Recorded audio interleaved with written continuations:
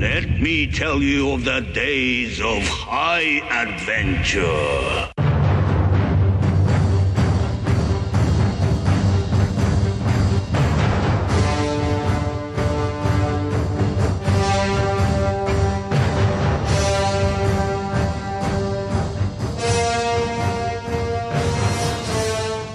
Hey, I'm Eric. And I'm Kevin. And this is 6 Degrees of Schwarzenegger, the podcast where we take a long, hard look at some of our favorite action movies from the era of Arnold. Schwarzenegger is the icon of the genre, and we're taking a deep dive into some of these 80s and 90s cult action movies and breaking them all the way down.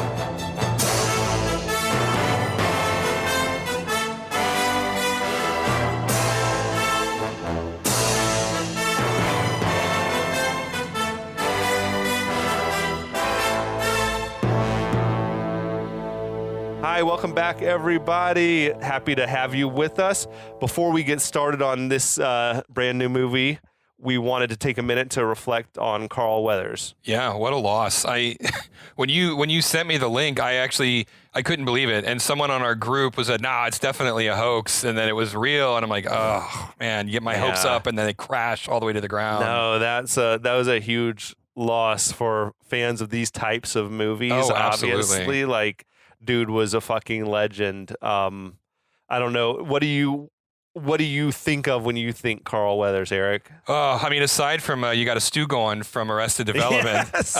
No, the thing that I always remember is that muscle flex high five handshake from Predator. That is iconic moment with those two. Which is now it's got its own life as a meme. I showed it to a young guy at work the other day, and he was like, oh, that meme is from the movie? Like, he didn't know what the context of that was at all. He had only seen the meme. Oh, that is incredible to me. Yeah, I'm like, these kids today. Yeah. But no, look, this dude was in the Rocky franchise, obviously Predator, Action Jackson, Happy Gilmore, fucking Arrested Development, as you mentioned. I mean, he's directing and acting in episodes of The Mandalorian. Mm-hmm. Grief Karga. Yeah. Who else, though, has been able to hold their own in movies with Schwarzenegger and Stallone? I know. He's an absolute icon.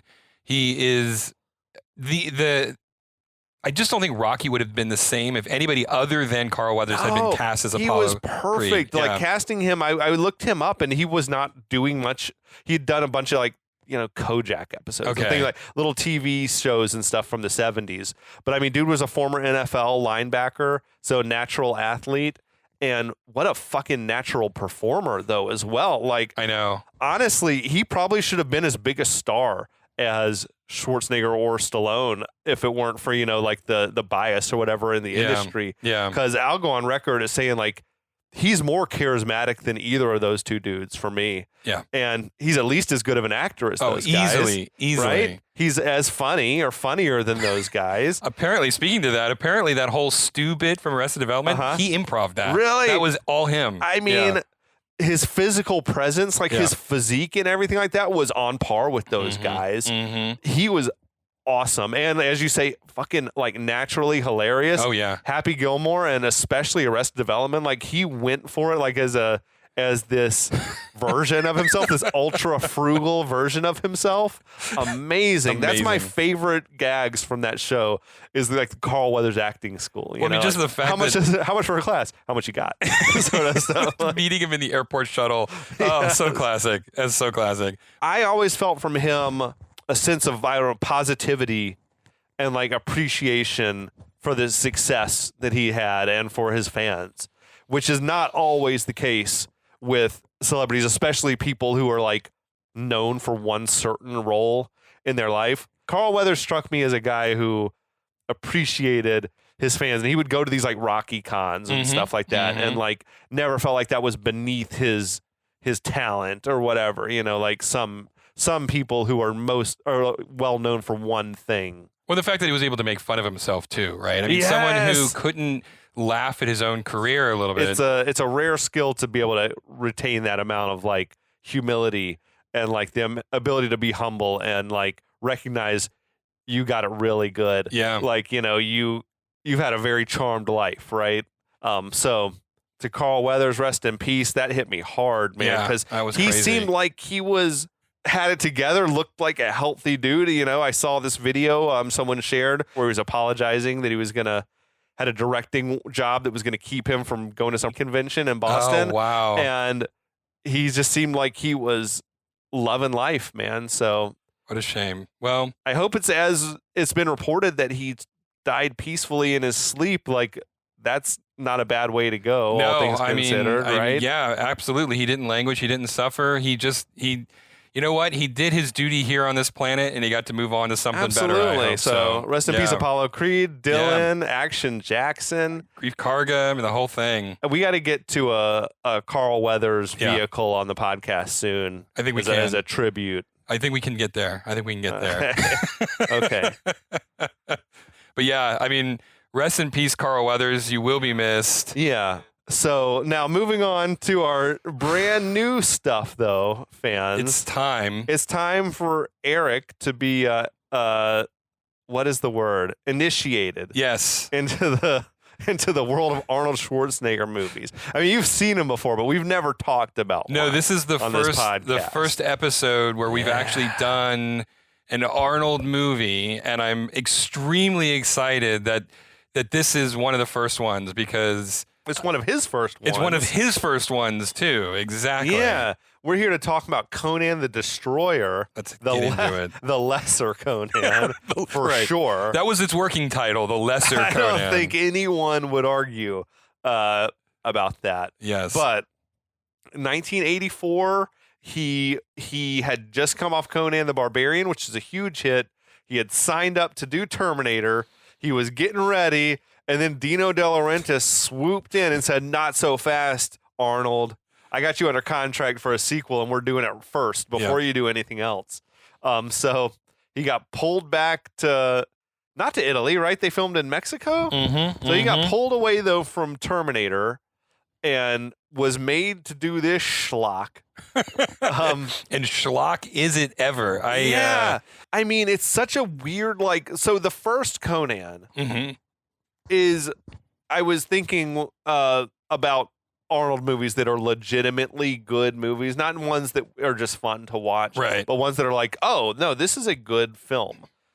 And the first Conan is one of Arnold's movies that's like, no, this is a good movie. Oh, it holds up. I mean, it's still great to watch. And it was Oliver Stone and John Milius of Red Dawn fame. Which fans of the show will be now intimately familiar with, which is great. Yeah. And this one was not those guys. No. It was less skilled craftsmen, perhaps, making it. Directed by a guy named Richard Fleischer, who his biggest claim to fame was an action movie back in the 70s. Okay. The name of which that I'm not remembering. And was apparently, it Mr. Majestic? But anyway, Milius was a fan of him from this movie. And that is why apparently he got the gig. It's because Milius wasn't, and the accounts are varied about why Milius didn't do this one. It was either because he was booked already or because he refused to work with De Laurentiis Well, he again. would have been doing Red Dawn, I suppose, at the same time. That's right. One would think. Yeah. So what I saw from Fleischer was the movie that leaped out at me was Soylent Green. Yes. He had done. That's right. And he did Red Sonja as well after this. Yes, he did. He did. You got a taste for the sword and sorcery barbarian genre. But yeah, he did Mr. Majestic, Charles Bronson flick from the 70s. But he never had that big mega successful awards caliber type of movie. And I think you're right. I think it was Mr. Majestic that Milius was a huge fan of that put Fleischer on the map for him. Well, you got Charles Bronson as an angry melon farmer. Literally. Yippee-ki-yay, melon farmer. I confess that I have not seen Mr. Majestic. I don't know much about it except he's an angry melon farmer who's fighting off evil corporate guys who want to take his farm or whatever. I mean, that sounds like is that is The Beekeeper a remake of that? Because I don't know. They've made that story 100 times. That's a very Western, Western cowboys type of story. But written by, now this is where it gets interesting. Yeah, this is really interesting. Written by, the screenplay was from a dude named Stanley Mann, who has a long career but not very renowned. But story was by Roy Thomas and Jerry Conway, Roy Thomas being the guy who like invented Conan as a comic book for Marvel. So if you could have a guy who could write your Conan story, like he would be at the top of your wish list. Oh yeah, absolutely. I mean, how do you get better than that, right? Yeah, this dude like he ran Marvel after Stan Lee left. Oh, I didn't He was know like the that. editor-in-chief of Marvel after Oh, Stan wow. Lee stepped down. But yeah, this is the dude you would want. And then this guy Conway, he was like more like a writer for hire, but I saw he wrote a lot of fantasy, wrote a lot of Saturday morning cartoon type content. And then also getting a writing credit is Robert E. Howard, who was like the creator of the character in a series of books like in the 30s, whatever, the 1930s that is. Yeah, produced, as we mentioned, by Dino De Laurentiis and his daughter, Rafaela De Laurentiis. Yeah, Got to get that's some right. nepotism going. Got to get it. Dino produced like hundreds, maybe 1,000 movies. I don't know. He had his hand on so many different things. Some really good. Yeah. Some really shitty. Yeah. This one probably falls like in the middle of the continuum. Yeah, the lower half of the bell curve. This obviously but... had a lot of like money behind it. Oh yeah, it was a big budget movie. I'm sure expected to be a big hit. Yeah. Like the first one was. And gotta mention music by Basil Polidorus, who did the music on Red Dawn that we mentioned, but also the music on the original Conan, and very rousing like adventure music in this movie. Good theme. I mean, the Conan theme's a classic. Powerful, Yeah, right? it is. Yeah, exactly. You hear it and you know that it's Conan. If you've seen any of the movies of this era, then you hear the Conan theme and you know exactly where it's coming from. And it makes a triumphant return along with some tracks that he used just repurposed completely from the first movie. Like, oh yeah, of course. But you know, you keep those themes. Like if you're doing a Rocky or an Indiana Jones or whatever, you reuse the same themes. Oh yeah. I'm with for that. Sure, for sure. So stars Arnold Schwarzenegger as Conan. Wait, what? We know his resume. Uh-huh. Also stars Mako. I think it's Mako. Mako I think it's as Mako, Akiro the Wizard. Mm-hmm. Dude has had a long and distinguished career. Oh yeah. He was in the first Conan movie, but his character didn't have a name in that one. Right, and this is actually like he's one of only 3 actors returning for Conan the Destroyer. That's what I got too. Yeah. He was in Michael Bay's Pearl Harbor, like he was the Japanese admiral, like the one in charge of the Japanese forces. Oh, I never saw that movie. He did the voice of Splinter in some Teenage Mutant Ninja Turtles stuff. Like he was the Mr. Miyagi type guy in the movie Sidekicks. Oh, that with Jonathan Brandis. That's right. He was the chef at the Japanese restaurant or whatever it was. Yeah, dude. We got Tracy Walter as Malik, who's like Conan's sidekick. Mm-hmm. I mentioned when we were watching it the other day, you know that dude is Joker's henchman Bob from the original Tim Burton Batman. The second like, you said it, yeah. the second you said it, I'm like, of course he is, but I would have never made that connection until you said it. He's that guy, right? He like looks familiar, but you can't tell what he's from. Yeah. Grace Jones as Zula, who was like a model / actress. Mm-hmm. She was like a friend and muse of Andy Warhol. Mm-hmm. She was like in that whole Warhol like warehouse Studio 54 scene. She was in View to a Kill. That's right. Like as the evil like underling of Christopher Walken, I think. Yeah, that's correct. Yeah. She used to fuck Dolph Lundgren apparently. Like that was her boyfriend that's news back for in the me. day. Like she almost like discovered him. Really? And got him a role in A View to a Kill. Really? And then that sort of put him on the map. Wow. And yeah. There's some stories, dude. I was reading some shit about like she used to like go out with Dolph and they'd like find another girl and bring her back home and like some wild shit happening. So shout out to Grace Jones. Yeah. Awesome. Wilt Chamberlain in the film as Bambata. Apparently they had to import a horse from Spain that was big enough for him to saw ride. that shit. Like they said his feet were like dragging on the ground on these regular horses. Yeah. Crazy shit. But NBA superstar, this was his first and only real acting credit that I've seen in his whole career, with maybe with good reason. Yeah. Oh, yeah. I mean, he's not like a great actor. He's not lighting the world on fire. But he made Arnold look small, which was, I think, why they probably cast him. Yeah. Olivia Dabo, I think I'm saying that right, as Princess Jenna. Older sister on the Wonder Years she played, which was definitely one of my first crushes, and her in this movie, who apparently was only 14 years old when they made this shit. Oof. Different time, those early 80s. Different time. That makes me feel creepy and also makes a lot of the stuff that happens in this movie kind of creepy, way right? weirder, way more unacceptable. And she had a cousin named Miriam Dabo who was a Bond girl in The Living Daylights. Mhm. So she comes from like a British nobility family or something. Oh, really? Yeah, something like that. Interesting. Yeah, but she was super cute. Like young Kevin watching this movie as a 9-year-old or some shit, like watching it on TBS. That was like literally, I was telling you, I think her and maybe Kelly Kapowski were like the first time that I was like, oh, girls are cute. Like girls are nice to look at. You know? I want to do a quick shout out to TBS here because so many of these movies, that's the first place I watched them too. Absolutely. Right? I feel like this one I saw twice as many times as I saw Conan the Barbarian. Oh, yeah. Because this one I feel like was on TBS all the time. Well, I mean, partially because it was, and we'll talk about this at some point, I'm sure, it was PG as opposed to Conan, which was the first movie, which is a very, very hard R. We should talk about it now. Because, Okay, that's great. weird. Yeah. They went from a hard R, the original Conan, had fucking orgies and titties out and very graphic violence. Yes. To now, we're going to redo this as a more kid-friendly PG movie. Yes. It's a strange choice. Yeah, and Schwarzenegger was not happy about it. And neither was any of the producers who weren't Dino De Laurentiis. He was the one who single-handedly... You said they had to edit it to death? Yeah, they edited it to death. They cut out an entire sex scene between him and Queen Taramis. Not the... Thank you. No. Not the princess. Not the 14-year-old. Princess, the queen, yeah. Okay. Yeah, they edited it to hell, and it was so chopped up, apparently, that the writers, Roy Thomas and Jerry Conway, were so appalled by what happened with the script... Shit.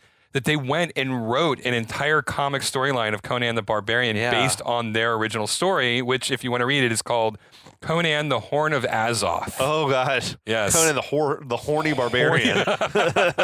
Yes, indeed. But yeah, I mean, everybody was unhappy about this, but at least in the short term, De Laurentiis was right because the initial box office receipts were higher than Conan the Barbarian. Yeah, okay. Initially. Now, obviously, history has told a different tale. Sure. But at least as it originally premiered, it seemed like he had made the right call by making it more family friendly. But obviously, that didn't. Well, by this time, I'm sure He-Man was probably a thing. Yeah. And you're like, oh, kids love this barbarian shit. Oh, yeah. Masters of the Universe was huge. We got to make point. this into something that the kids can come I'm see. not ashamed to say I had all those action figures. Oh, hell yeah. Yeah, I had all of them. I didn't have all of it, but I had He-Man and that big cat he rode. Yeah, Man-at-Arms and Skeletor and stuff. all of them. So, and the last person we got to mention from the cast is Sarah Douglas as Queen Taramis, who was the Kryptonian Ursa in Superman 1 and 2. That's right. That's what I know her from, yeah. Yeah. She had an oddly sort of sexy thing going on about herself, evil sexy. It was weird that, and we got this vibe when we were doing research for this movie, because the movie clearly wanted to be R. Some of the costuming and some of the dialogue and just how the plot was moving forward in the early stages. And you're like, okay, this is getting really, really to the point where, okay, are we going to do something here? Is this going to go somewhere? And then they just kept pulling back, right? No. The kids are in the room. Yeah, that's exactly right. Oh, I thought you went to bed. So it was, but she had some of her costumes had it going on in this movie. For sure. Yeah. Now, there's also a few fun cameos That's that we'll right. get to as we go along, I think. We'll save that for when we get there, Yeah, though. we'll get to the movie, though. It opened with that Universal animation, that wood grain Universal logo, whatever, which I love that shit. Yeah. Dino De Laurentiis presents. Of course. Now, this very red, barren, Martian-looking landscape, and we got the voiceover from Mako saying, between the years when the oceans drank Atlantis and the rise of the sons of Arius, there was an age undreamed of, when shining kingdoms lay spread across the world. Hither came Conan the Cimmerian, sword in hand. It is I, his chronicler, who knows well his saga. Now let me tell you of the days of high adventure, which is our fucking open on the thing, except from the original Conan. But it sets the stage, man. I'm like, gets you pumped up. You're ready to fucking rumble already. Yep. The cinematography and everything on this was fucking top notch, dude. You've got a bunch of armored barbarians riding through frame on horseback with a wagon that looks like a sort of a jail cell on wheels, cut to the wide shot as the music swells and the title flashes on the screen. Dude, the scenery on this shit was killer. I'm sure it was like color adjusted or whatever, but we were watching that, like trying to figure out, is this a matte painting? Like it looks like that fantasy art, you know, like the mountains and everything. I mean, like Frank Franzetta straight up, like through and through, dude. right? Yeah. It was badass. Yeah, it was a great, like, oh, this is going somewhere. I'm excited about this. I'm like, already it's feeling like a bigger production than the original. Yeah. We got Bombada. That's Wilt Chamberlain. Seems to be the leader of the group. He's carrying this like big spiked morning star. He's just holding it, which I'm like, man, your arm would get tired. Like, just holding it heavy. That shit's heavy as hell, right? I mean, once you've committed to the bit, though, you got to stick with it. Yeah. So there's this movie history of like NBA big men though appearing in movies, right? You got this one, and like Bruce Lee fought Kareem Abdul-Jabbar. Yeah, that's right. In John Wick 3, he fought Boban. I'll butcher this last name, but he's known as Boban. Yeah. Big man Boban Marjanovic. I think I'm just like this. You got to find, I guess, big men to be on film. Who I guess wants to be a movie star because he was in another movie recently. Boban actually, was? yeah. What? He was in Jake Johnson's new movie on Hulu called. I haven't watched that one yet. Yeah, it's really good. I'm forgetting Was the it title good? off the top. I liked it. Yeah, It's it was like- super 'cause fun. it's like a- self-reliance. And it's like about being hunted or whatever. It's So it's like the most dangerous game. Okay. It's like the most dangerous game meets When Harry Met Sally. And it's actually really funny. Yeah. And he has this small cameo where he tries to murder Jake Johnson and Nice. wearing a Michael Jackson Beat It jacket. And it's really hilarious. So I have to check it out. yeah. Speaking of, I was thinking this might be for another podcast, but like I feel like Keanu Reeves has now like earned his way almost onto the Mount Rushmore of action guys. Yeah. Between Point Break, Yep. John Wick, Yep. and Matrix movies, Yep. Speed. I'm like, I feel like his resume is like stronger than Bruce Willis's maybe now. He's got the cred, I think. And unlike Bruce Willis, most of his action movies are good. You know, I mean, a lot of Willis's action movies like suffered from way too many sequels. After and they the first 3 Die Hard, I don't think they made another good one. No, there was not a good one after that for sure. And that's like his calling card, right? Yeah. I liked what was the River Cop movie? In Pittsburgh or whatever. Yeah. Oh my God, Night. I liked that one. Yeah, I remember that one. I don't remember the name of it right now. Sarah Jessica Parker in it. Yeah, I dug that one, but yeah, it's like, what else did he? Well, he do? did. He was in like Fifth Element was solid. Fifth Element was great. What was the one with Keenan Wayne's? Oh shit, The we're Last gonna Boy do that. Scout. The Last Boy Scout is rock The solid. Last Boy Shane Scout Black. is great. Yes, We got to do it's that. another one. Shane Black movie. We got to do that one soon because Okay. I love the Last Boy Scout. Yeah, no, that's a And great it's short movie. as fuck. So I like okay, that. good, excellent. That's perfect. I love it. Anyway, sorry, we got way off the track. Right. Here. We have Way a off movie track. that we're talking about here. Yes. So there's lots of slow motion of guys riding horses before the speed returns to normal. Badass like looks on all the riders, the costume design on costume these is dudes, so the helmets and the weapons, badass fur. Really strong way to open. I mean, The music, Basil Polidoris is banging on it. Cut to now a strange angle of just fucking buffed out Arnold. Like this is I feel like the most ripped I've ever seen him in any movie. And you would be right, actually. He put on 5 kilograms of muscle. From the last Conan? From the first Conan movie. Okay. Yes. At the request of the director, who felt that Conan was wearing too much clothing in the first movie and wasn't big enough. Damn. And so Fleischer insisted that Conan put on more muscle mass. Okay. And that all the costuming choices was just loincloth through and through, beginning to end. This is probably around the time also where he went back and won Mr. Universe again, like after having been retired So it was from perfect for bodybuilding him. for like 10 years or something like that. Yeah. And even though his hair looks very wiggish, apparently this is Arnold's real hair. Like they told him after the first movie, like, "Hey, don't cut that hair. We're gonna do a sequel and like just let it grow." But it looks pretty shitty. Yeah, it does look like a wig, so it blows my. He just has really shitty hair, I guess. I guess, or the shitty hair and makeup people on set. They just didn't know how to do a perm. So now he seems to be praying at this sort of empty altar. He's got his sidekick Malik there, who's counting jewels from a pouch. They're in this sort of clearing surrounded by these jagged rocks and boulders. It was a crazy location.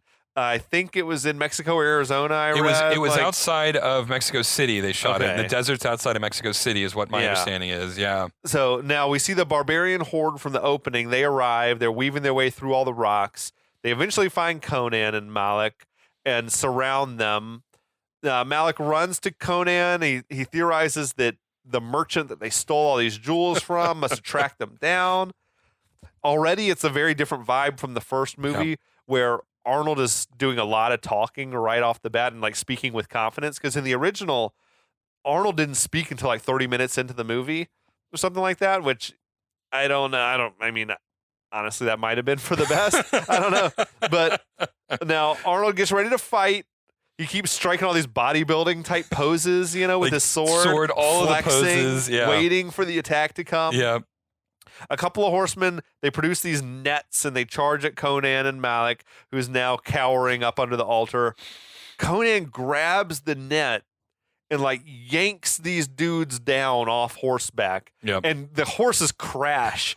And when we were watching it, you were like, damn, the things they used to do to horses oh my in God. these movies. I couldn't believe that they could get away with that. Yeah, it was nuts, but it's like a feat of strength, or it's whatever. Straight up Herculean feat of strength, yeah. Now, he grabs another dude's net as he rides by and like flings him off. And that shit, there's like that shot of him just flying through the air. It reminded me of like Fresh Prince, when someone get thrown out of the house. That's right. It's just like this weird shot. But Conan, he springs up on top of the altar. Then another dude comes by and I swear he like lopped this dude's head off. Like I'm pretty sure the head went flying. Yeah, exactly. Off, and I'm like, this is some violent shit, man. Malik, meanwhile, he starts swallowing jewels. Because that is what you do when you don't want to lose. I mean, they're just going to come out the other side, right? That'd be tough to swallow, like these big old freaking rough cut diamonds. It's a pretty funny like intro to the character though, because he's had one line up to this point, and now all of a sudden he's talking about the person he's stolen from, and now he's swallowing the jewels. It's like, okay, in 2 scenes, in 2 moments, you get a real clear picture of who this character is, what his motivations are, and like what role he's going to play. That's what we need. He's comic relief. Yeah, exactly. I think originally it was maybe written to be the same sidekick he had in the first movie, and then they had to recast or something, so they just made it a different but similar character. Conan is apparently known as like this famous thief. That's like his reputation in this world or whatever. Which is he's a thief, the traveling thief. And I guess he just like puts people up in a corner and go, give me all your stuff. Like cat burglar is not a word I would use to describe he doesn't Conan. like blend in. You know what I mean? No. The man does not blend in. I mean, he doesn't blend in a forest, Like he's bigger than the trees. So, yeah, I know. I do find it hilarious that he's known as this great thief. Right. We got Malik like swallowing the jewels there. Sadly, we never get to see the scenes later where like he's fishing it out of his own shit. That may have been one of the deleted scenes in the R-rated cut. Digging around in his own shit. Now, 2 more riders, they come at Conan. He fucking fucks their shit up. Malik asks Conan, why are the attackers not trying to kill us? And Conan's like, maybe they want to capture us and torture us to death. Which is not unreasonable. So then 2 more guys come at Conan with another net. He hacks the net in half with his sword, and there's like the metal on metal sound effect as the sword hits the net. Which is this rope net. Crazy. So Malik emerges. He produces a couple of daggers, and he jumps on the back of one of the barbarian's horses and starts stabbing dude like up in his kidneys or whatever. Which is a move he goes to multiple times over the course of this movie. That's his shit. It's about time he got involved in the thing. Yeah. They both fall off the horse. Conan hacks at another guy and blood is like fucking going everywhere. Conan grabs the next rider's reins and he punches the horse in the face. He likes punching large animals. I mean, you love that shit. It's like, I hope he didn't really hit that horse because there's no call for that. But damn, Conan is like, like you said, he's got no problem punching an animal. My understanding is that Schwarzenegger actually punched the camel in the first movie. Like that was a real hit. He's going to punch another camel here in a minute, and that shit wasn't faked either because he really hit that thing. Yeah. Anyway, so Conan, he helps Malik, who had gotten like stuck underneath the guy that he had killed when they fell off the horses. Conan takes down like 5 more dudes. Malik gets hit in the head and he gets captured up in a net. Barbarians are closing in all around Conan, but he's still like fighting them off.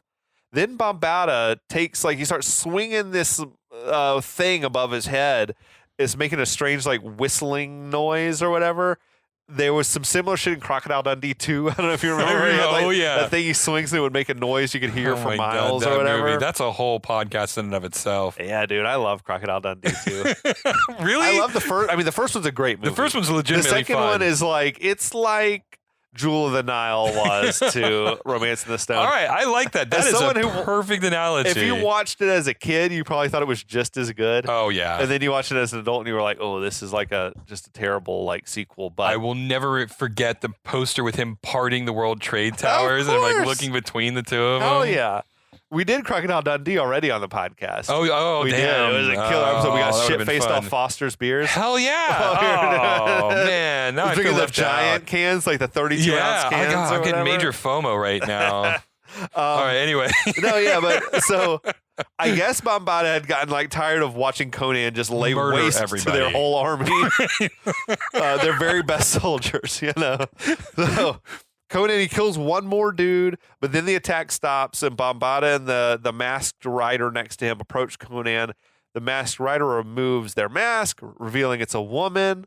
Bum, bum, ba. What a twist. Yeah, it's Queen Teramis. Yes. She's got her hair in cornrows like she's on fucking spring break in Jamaica or something, Definitely did not age. That haircut did not age well.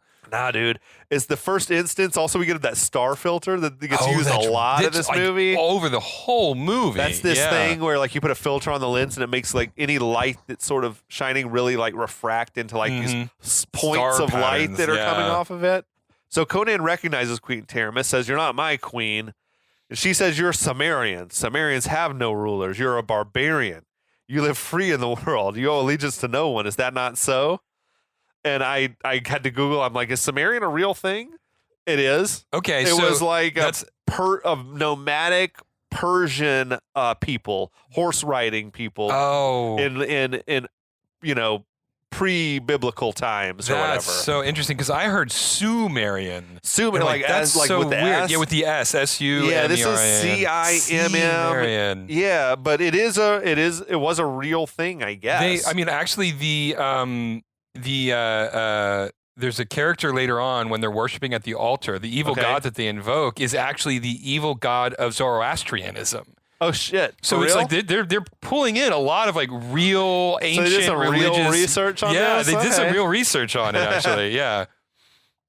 But so Conan's like, "You're right. You're not my queen." He asks, "What does she want?" She says she wants his help. He instantly is like, "No."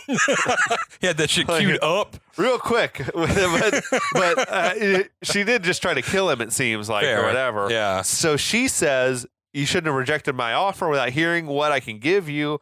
He says, "You've got nothing I want." She points out that you were praying when I got here. What is it you're praying for? Then she urges him to visualize it and show her his deepest desires. Now, suddenly flames erupt on the altar, and he has this vision of Valeria appearing in the flames. Valeria, who was the love interest in the first movie. Mm-hmm. I think I had forgotten that this movie had continuity from the first one. You know what I mean? But I think it's the effects. The visual effects were bad here, but I liked that he's still carrying a torch for the woman that he loved in the first movie. I dug that. If you can put any amount of connective tissue to still make it feel like it's not just isolated and a scene of its own, and it actually works as a legitimate motivation for him. Oh yeah, because of course he would want to bring her back. Well, to life, then he gets right? blinded, right? He gets blinded by his desire to make this wish come true or whatever. Exactly. So I also like the continuity of he had the same sword, and he had that medallion that he had in the first movie, the Wheel of Pain medallion, his clan or whatever. So I was digging it. But Teramis is asks where Valeria is. Conan says she's sitting at the side of his god, Crom. Who he abandons whenever the mood strikes him. But I guess right now he's on good terms with Crom.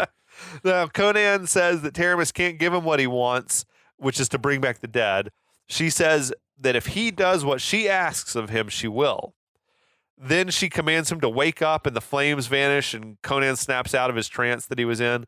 So I'm wondering, was that vision something that only Conan could see? I feel or like was it everyone? I feel like it was. I mean, obviously Taramis has a lot of magical powers, so Sure. I feel like she put the whammy on him Okay. and was using it, and that's how she probably clouded his judgment as well as she did. For sure. Because she provides no proof otherwise that she has any ability to raise the dead. No, and he just yeah, sort of no. goes with it. So, he's completely smitten because of this vision that she's Right. forced on him. So then he asks her, "What do I got to do for you?" She says, "I'll tell you soon."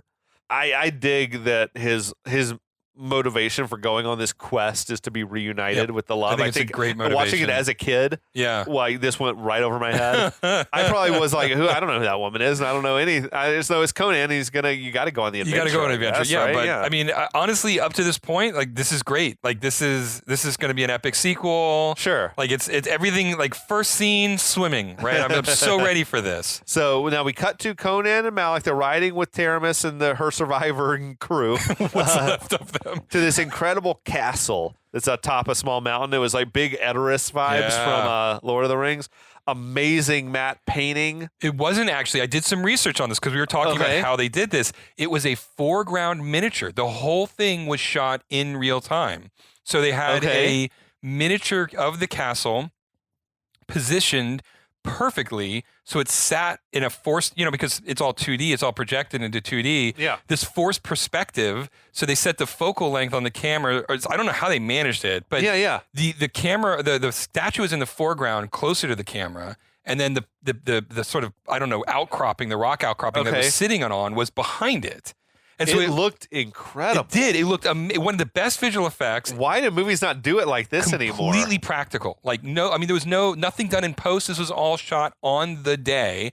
It was called a foreground miniature, is what the Yeah. castle was.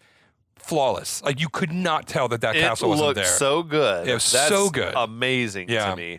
I also thought it was a nice touch that as the riders were coming up, there were several like riderless horses. They brought the horses back from all the fallen soldiers. Small or whatever. detail, but you gotta love it. Yeah. So now they ride into this bustling marketplace. There's all this fanfare. The people in town seem to recognize Conan. Like they're calling his name out and everything like that. Malik is loving the attention. Conan is like very sort of stone-faced, stoic looking. There's this rich man being carried around on a palanquin who like is trying to hide his jewels or whatever, I like that Conan's rep is that he's a thief. And Yes, everyone loves exactly. him for that. Yeah. Like, I don't know if that makes him like a Robin Hood type figure. Like, does he share the wealth or what? 'Cause people seem to dig it. I admit I know really nothing about this character beyond a few of the comics that I've read and Okay. these two movies. Okay. So what his actual like character arc is in the original source material, I don't know. But okay. yeah, they sell the idea that he's sort of a commoner's thief, a commoner's hero. Yeah, because of his sure. thieving. So now Malik at this point, he points to a camel and he asks Conan, does that animal look familiar to you? And Conan, this is presumably the same camel that he punched out in the first Conan movie. But Conan apologizes to the camel for what happened the last time. The camel sort of spits on him, and Conan clubs this thing over the head, and like the camel goes down in a heap. And there ain't no way that was faked, because he looked like he whacked that thing as hard as possible. Yeah, and I don't condone animal violence, but that was the biggest laugh of the whole movie. I feel like someone maybe had a rope or something, yanked the camel's Maybe legs they out did. from under it. Yeah. Because it did. I don't know if it would make a camel collapse, because this thing would like collapse like it was knocked Yeah, out. I don't know how you train a camel to ragdoll on cue. So yeah, I don't know what was going on, but that camel was not acting, I don't think. So what got me on this though is Malik wasn't there the first time. No. I don't know. It's odd that he was like, does that animal look familiar? Like, does the reputation that he punched the camel one time like follow him everywhere? I feel like, yeah, maybe just Conan or knows is that this story. or is this a different camel that he had beef with? One time when Malik was there? I love the idea that Conan is a serial camel abuser. So the caravan now enters the castle into this like massive courtyard that's filled with babes and peacocks. It's like a hair metal video or something in there. 'Tis the era. There was this old priest in there with some like a staff with this weird cyclops sort of skull on the top of it or whatever. The production design on this movie was fucking lavish. The dude. sets were great. That whole scene when they were rolling into town, and this Yeah. set is amazing. The costumes are Yeah. incredible, and like hundreds of extras. I mean, again, so far so good. I'm digging it. I'm all in. it goes downhill so fast coming up here. Well, now we cut to maybe, I guess, a different room where Taramis gives Conan a glass of wine and suggests that they toast to the dreaming god Dagoth, which she has a statue of in her chamber. This is just 100% like her sex lair. Oh yeah, definitely. It looked like Prince's bedroom. In Zack Snyder's cut of Conan the Destroyer, there would have been a 10-minute scene. There's like purple everywhere. Oh, yeah. I feel like there was like some fake panthers around, and there was this like shit that looked like a bunch of butt plugs or something around. Oh yeah. Dagoth. Oh, they were definitely that. There was no question. Yeah. I think I originally had put in my notes that Conan didn't drink his wine, but I was wrong. He fucking pounded it just so fast that it was gone instantly. Like as soon as the shot started, it was just down the gullet, man. So he drank the entire glass in one sip so quickly that I hadn't noticed. Props. So after he pounded that wine, he wants to know what Taramis wants from him. Taramis, her hair is now unbraided very quickly. She says there's rocking a pretty sexy costume also Not at this bad. scene. Yeah. She says there's a prophecy that there's a woman child bearing a certain birthmark that must make a perilous journey, and that her niece Jenna bears this mark. And now it's odd that the birthmark is a detail that never is relevant again, and we never see it. Never even see it. Nope. We just hear about it, and great, what they're going to take it on faith and move on. So Taramis says she wants Conan to protect Jenna on this journey. Conan asks, where are we going? Taramis says Jenna can lead him. She's been preparing for this journey since she was born. Taramis says there's a key that only Jenna can touch in a castle that's guarded by a wizard named Tath Ammon. Conan's a little hesitant, and Taramis asks, what, are you scared of magic? He says, swords are no use against sorcery, but I'll find a way.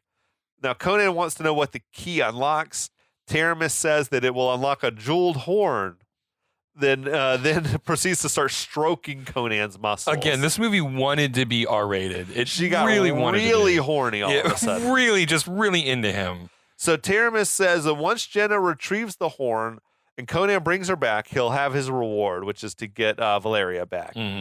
Taramis seems to go into a trance while she's looking at the Dagoth statue, and she says that both she and Conan will have everything they want through magic. Wink, wink. Yeah.